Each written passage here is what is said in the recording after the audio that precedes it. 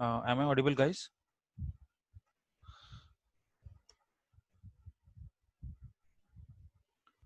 Yes, Kashish. Okay, thanks. Sorry, there were some network issues. Uh, okay, so coming back to this principal and interest question, we want to find out how much amount we will get after 10 years. So we are using simple formula. So the original principal was 1 lakh and the interest is 0.09, which is 9%. So we are iterating from 1 to 10, which means it will basically find out the principal every year as per the interest. So what formula we are using, P is equal to the P, which is holding a value of 1 lakh, plus the interest that is there for the first year. So in the first year, P is 1 lakh. So 1 lakh into interest, which is 0.09, it will be 9,000. So it will do 1 lakh plus 9,000. So now the updated value of principal will be 1 lakh 9,000. In the next iteration, the value of I will be 2, and then the principal right now is 1 lakh 9,000 plus it will do 1 lakh 9,000 into interest, which is 0.09. Then it will compute the principal again and it will go up to 10 years. And finally, we are printing the principal at the end, which is out to the for loop. Remember, we used the above example where we printed the print statement out of the for loop, so it will just print it once. But if I do the indentation as this, so it will print in each iteration. So let's try it as is, and you can see the principal after 10 years you will get as this amount. And if I do the indentation, it will print the statement in each iteration. So in the first year you will get 1 lakh 9,000, then this one and up to this amount after 10 years. You can also write it like, so we are considering this range as a year. So you can also modify this statement and write uh, year colon and then use curly braces since we have to use a variable. And in this curly braces, what is the year? Year is I. Since I will be taking values 1, 2 and up to 10. So if I write year is I, then the principal is this. If I print this, you can now see at year 1, the principal is this. This is now much better representation of this question. Any questions on this example?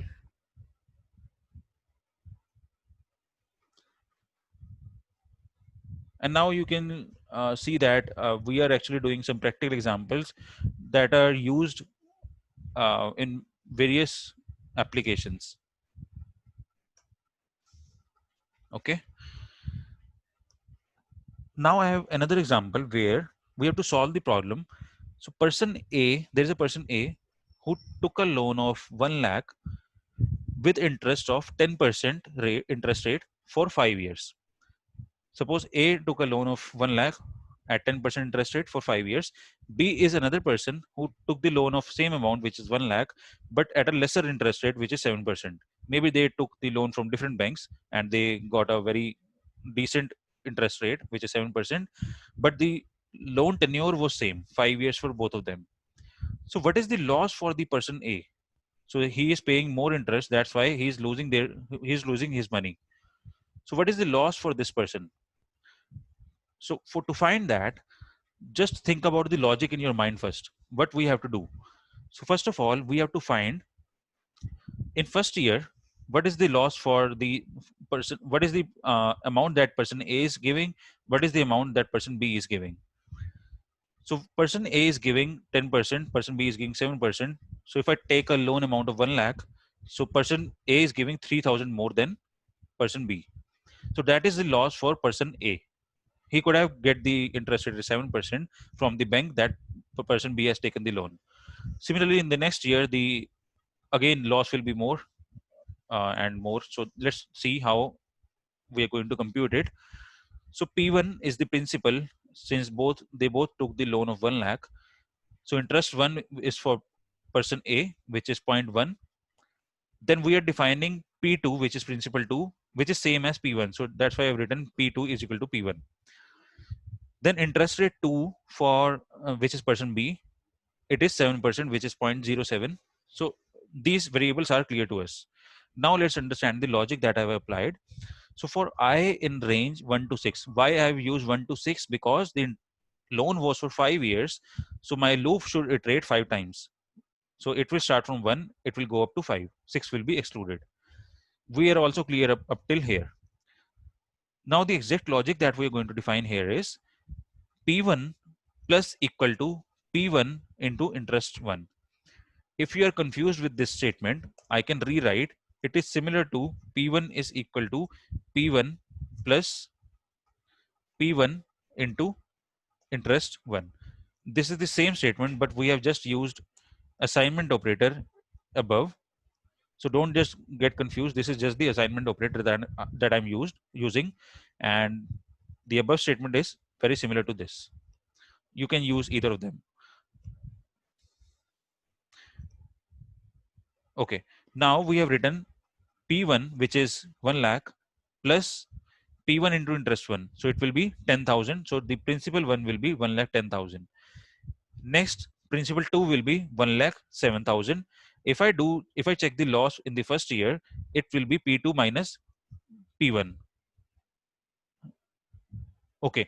So I've done the opposite. So P2 is 7,000 and P1 is 10,000. So it will return minus 3,000. So that will be the loss for the person A.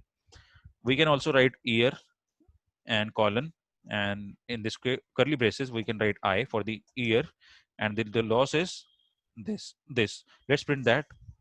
We can see the loss in the first year is minus 3,000, then this one, and this one. Any doubt in this question?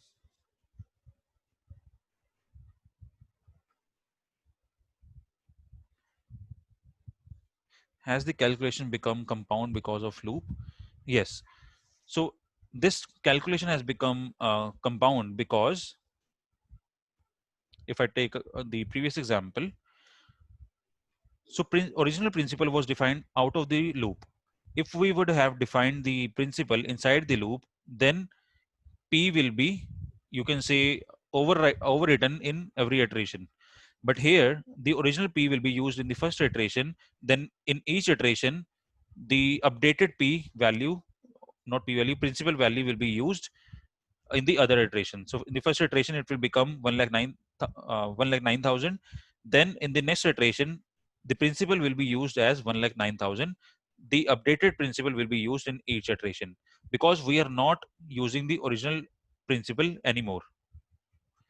This original principal is defined here because if I'm not defining this, it will give me an so principal it is defined right now. You can just try. If the P is not defined, it will definitely give us an error. It will say it like P is not defined. And the compounding, yes, it is done because of for loop, because of our logic that we have defined. But this question was little different, so I just wanted to make sure there should be no questions.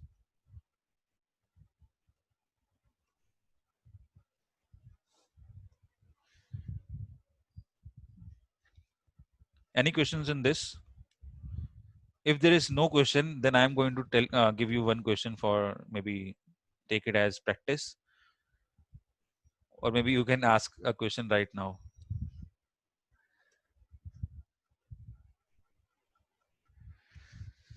Okay, I can see that there is no question. So the question for practice is, I'm adding one more cell so that you can see what has to be done. I can write question for practice. Sorry, we are out of time. I will just take 5 more minutes. So question for practice is, you have to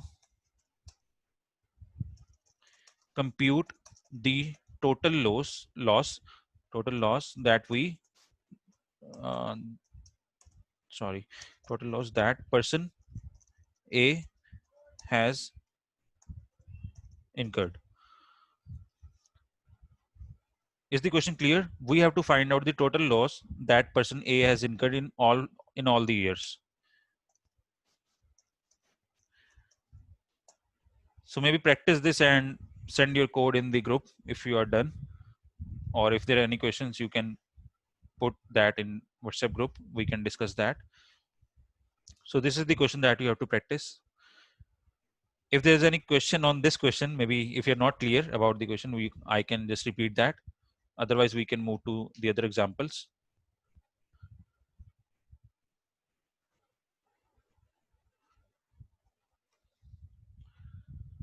I hope people are not sleeping. Yeah, hi, Kashish. This is Anusha. Yeah, Anusha.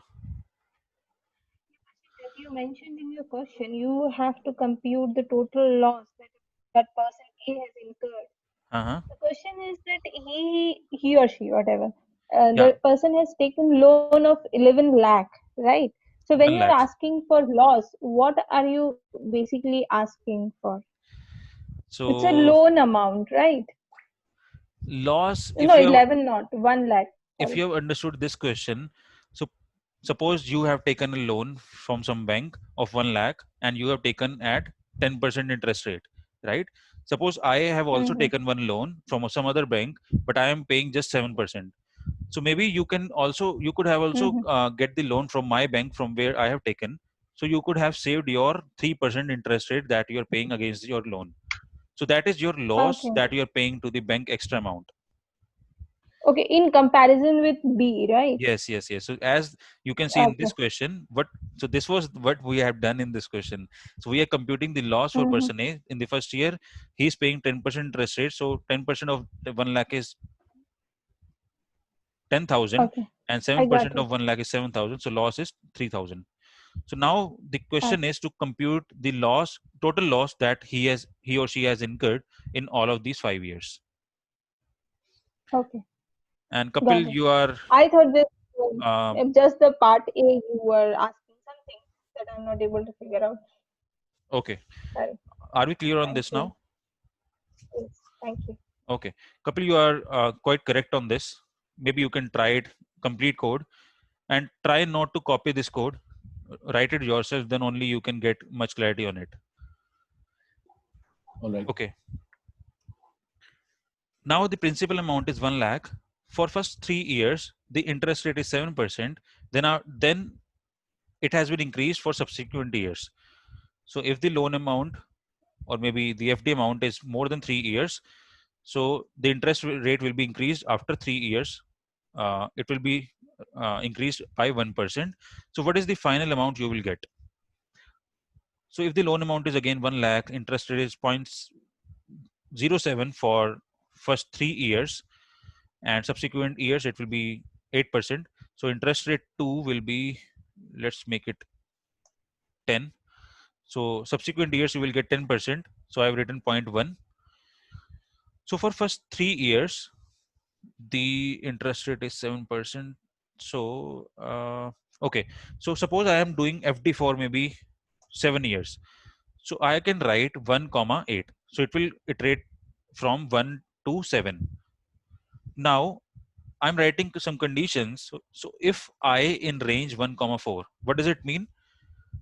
If I, which means my year is 1, 2, or 3, it will not go up to 4.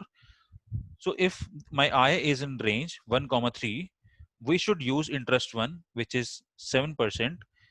And if I in range 4 comma 8, since I'm computing the range up to 8, which means 7 years, so it will go from 4 comma 5 comma 6 comma 7.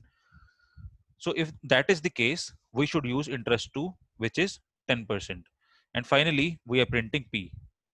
Let's see the output. In the first year, 7% was there. In the second year, again 7%. Third year also 7%. But then we have used 10%. We can just check 1,22,000. If you do 10%, so it will come to 12,250.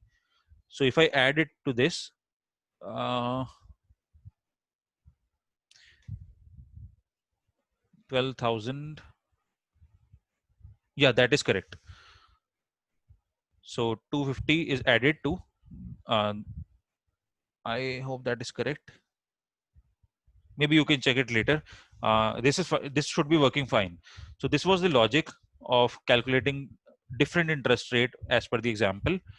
And the other question, these are some of the last question we have today. So count the alphabet A, small a, and small m in the string. So this is the complete string. My name is Kashish, I live in Delhi. And we have defined a counter, basically c is equal to 0. This is just the normal variable that we have created. If I in s, what is s? This complete string. What is I?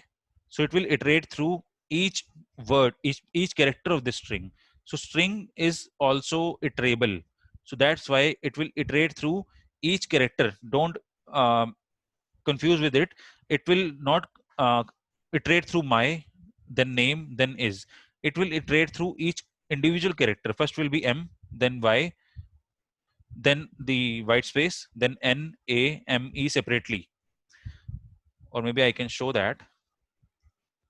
If I write for I in s, maybe I can write directly string and colon, then print I. You can see it is printing individual characters. So in this case, if I talk about for I in s, so if I in a or e, this is a tuple that I have defined. So first value will be m. So m is not existing in this tuple. So if I come to a, so ith value will, when it will be a, so it will check if I in this tuple. So a is there in this tuple. So this c will be incremented. This value of c will be incremented to 1. So now c value will be 1, and then it will find. I can change it to m since question says we should check m, or let's keep it as e. Okay, so it will basically check the number of a and e that is coming all together. So finally c will be printed as the output. If I check, so it is coming as 5 times. So this is 1 a, this is 2, 3, 4, and 5. So basically it is counting the numbers of a and e that is coming in this complete string. Let's check the other example. Exclude the count of alphabet a and e in string. My name is Kashish, I live in Delhi, same string, and we are using not in. Previously we were using in, and now we are using not in. So the total number of characters, suppose there are 20, the a and e were count was 5, so it will doing 20 minus 5, so the answer will be 15. I'm not sure how many characters are there, so we can also do that. Suppose I can write this s is equal to this, and then we can print l, sorry, length of s. So the total characters are 36. Then when we checked this one, it has given us result as 5. So 36 minus 5 is 31. So this will be the answer for this program. So it is now excluding a and e and counting the others. That is the purpose of not in. And finally, the last example is I have declared 3 objects, check type of each element of a string using the loop. So list is, first of all, we are creating 3 variables, which is a is equal to b is equal to c is equal to 1. This is not the good case. So let's use num1, or maybe a is equal to 10, b is equal to abc, and c is equal to, we can define a list like 10 comma 20. So now we have defined a is equal to 10, which is a number, b is equal to abc is a string, c is equal to list, which is 10 comma 20. Now we have created one list out of these 3 variables, and we are passing this list in the loop for I in L, then print the type of it. So type of first element of list will be integer, then type of second element will be string, third type will be list. So this is my answer, and that's complete our for loop, and that's also done for the today's session. Now tell me if there are any questions on today's session. Yeah, hi Kashish. In Yeah. the above string, Hmm. as when it is counting 36, is it counting the spaces as well? Yes, Okay. because space is a part of the string. It is Mm-hmm. also calculating this dot as well.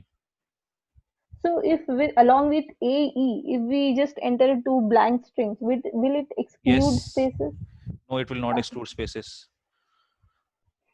Okay, so you're saying in the Mm-hmm. if condition. Yeah, yeah. In this condition, Okay, If we if like I use it, as we have entered double quotations for this, just a it blank. can be single quotes or double quotes. That's fine. If I'm using Okay. white spaces as well, so it will exclude A, E, and the white spaces. So A and E count were Mm-hmm. 5, and let's count white spaces Mm-hmm. 1, 2, 3, 4, 5, 6, and 7. 7 white spaces are there. So 5 plus 7 is 12. So 36 minus 12, it should give us our answer as 24. Okay. 29. This is something wrong. I think you gave double spaces. Yep. Is it single space? I don't know. No, something is wrong. Mm-hmm. Oh, I have not given a comma here. So now the answer is 24. I was correct. Mm-hmm. So Yep. this is how we can do it, and we are just Mm-hmm. about to complete the time of Zoom. So any last question that we have? Otherwise, I am going to send the questions in the. I will be posting questions on the drive. That's all. Thank you so much. All right. Thanks everyone for joining. Let's connect maybe on next weekend or otherwise next to next weekend. Thanks, Kashish. All right. Thank you, Kashish. Okay. Thanks Thank everyone. you, Kashish. Bye. Thank you, Kashish. Good night. Thank Thank you. you, Bye. guys. Good night. Good night. Bye, everyone.